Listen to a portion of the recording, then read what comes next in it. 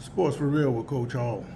Well, it's been 3 weeks now since Kansas City knocked off San Francisco to win their second Super Bowl in a row and the third in 5 years.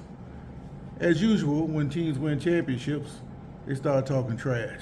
And that's what the Chiefs did on the podium, talking about how we're hard to beat and we never underdog and just talking trash like they knew things were going to go their way. But when you win a championship, 1,000 things have to go your way at the right time. And that is the second year in a row that the Chiefs have pulled out miracles to win these championships.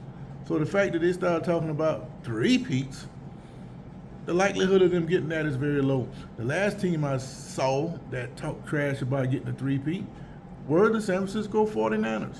They had just destroyed Denver and New Orleans, and it looked like it's very possible that they could win 3 in a row. Well, they made it all the way to the championship game, and that's the game where Leonard Marshall, I believe his name, knocked out Joe Montana in the fourth quarter, and Matt Barr ended up kicking the field goal to send the Giants to the Super Bowl. So Chiefs, they'll probably go deep in the playoffs, but the likelihood of them winning the third in a row is not very good. But this particular game, they win the championship after San Francisco made a whole bunch of egregious errors. The most probably that nobody's talking a whole lot about. They won the toss in overtime and they elected to get the ball first. Why? Even in college, when you lose the toss, you're more than likely to take the ball the second time. You're going to go on defense first. They didn't do that. And then he comes down, instead of going for it, he kicks a field goal. Well, that's right up Kansas City's alley. And sure enough, they take the ball and they drive it all the way down the field, and then they hit Mecole Hardman in the corner of the end zone, right just below the pylon, to win the championship.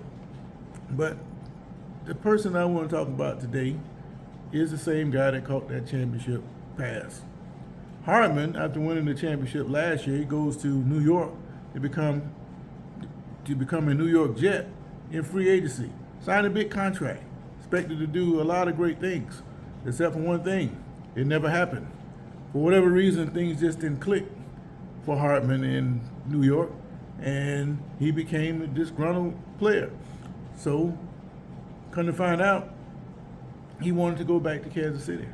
So the Jets gave him his wish by sending him back to Kansas City. And lo and behold, when they win the championship, just like everybody else, they start talking. He goes on the Pivot podcast and he starts talking about his experience with the Jets. I mean, it's only natural if you're having an interview with a guy and you want to ask him about his previous experience and what led him up to the particular point he's in now. So he goes to talking about how bad it was with the Jets and how they treated him, and things just weren't right. It wasn't his talent. It's just that for whatever reason they were holding him back in New York. Well, the obvious question is, why would I sign you to millions of dollars in a contract just to sit you on the bench? Don't sound right, does it? No. So that lets you know that something happened. Well, after hearing all of this talk, the Jets clapped back. They said that Hardman got beat out. That's why he didn't play a whole lot. And then he didn't take it very well. He sulked like a child, and he didn't give it his all. And that is the reason why he didn't play very much. Whether that's true or not, I don't know. But he said on the podcast, which is troublesome for the Chiefs, that he had got on the phone and he's telling them, man, y'all come get me, man. Well, that's well and good, and it sounds good, but the only problem is that is considered tampering. That is a violation of NFL rules. So now the Jets are clapping back. They're making it seem like they're going to go after Kansas City for what they consider tampering. What does it mean? They might get a couple draft choices, may get a financial penalty. Won't change the fact that Kansas City won the championship, but it's just a way to stick it back at the Chiefs for what this player is saying about them, making them look bad, saying how bad they are as an organization. Was Hardman completely wrong about the Jets? I don't think so. You can look at the product they have on the field and you wonder, if all these guys are in the NFL, why are the Jets looking so bad, especially offensively? we all hoped that, or at least I did, I thought Aaron Rodgers would be able to play and you would see a big difference, especially with the defense that they have in New York. It would make a difference with a good quarterback, but Zach Wilson, he's not ready yet. And until he gets ready, who's to say that Aaron Rodgers won't go down again? He is about 40 years old, so the likelihood of him getting hurt does exist. So it's a wait and see kind of thing with the Jets. But Wilson, he needs to tighten up. Just like over in Pittsburgh, Trubisky, they need to get rid of him because he don't seem to be wanting to tighten up. Either you can play or you can't. And it should be evident early on that when you get out there, you should start showing progress and you should continue to progress. Otherwise, what are we paying you for? But as far as Hardman goes, after all this talking, even though he caught the championship pass, he is now a free agent again. So what does that mean? Well, we know he can't go back to the Jets. And after hearing all this talking by the other teams, who's going to want Hardman now? What kind of help could he give them? Obviously, Kansas City is the right situation for him.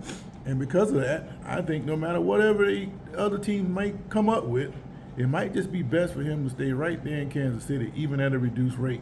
And that's what I expect to see from Hardman. He's going to re-sign with Kansas City at a reduced rate. But we'll all wait and see on that one. But speaking of the Chiefs, their owner just got a low rating by the players about the facilities that need to be upgraded for the Chiefs.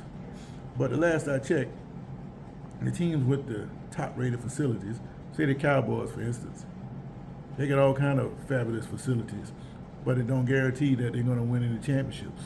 Yeah, they win some games, but it don't guarantee that they win championships. So if I am a Chiefs player, would I rather be on a team that is winning, or do I want to be on a team with the superb facilities? Yeah, I want to have some good facilities, but am I going to make it a priority when I'm on a winning team? No, of course not. The point I'm trying to make is all these young players, they emphasize the wrong things. Do you want to be on a winning team or not? You got to put the work in, and it doesn't matter if you're in an outhouse or a top-notch facility. It doesn't matter. If you don't put the work in, you're not going to get the results. So maybe the Chiefs should upgrade their facility. They won 2 championships in a row. I know the owner's worth billions of dollars, so why not upgrade the facility? But is it really necessary to win? No. All you need are the essentials, the practice fields, the exercise equipment, all the other stuff, that's basic that you need to win. But all the overboard stuff, video games in the locker room like they had at Oregon several years ago, and all this other crap that don't mean nothing, keep all that. Bring me some football players in, they come into work, and we don't give a damn about what the facilities look like, and we're going to win. And that's what Kansas City is doing right now. And as long as they continue to win, I say to hell with what the facilities look like. But that's just me. What say you? This is Sports for Real.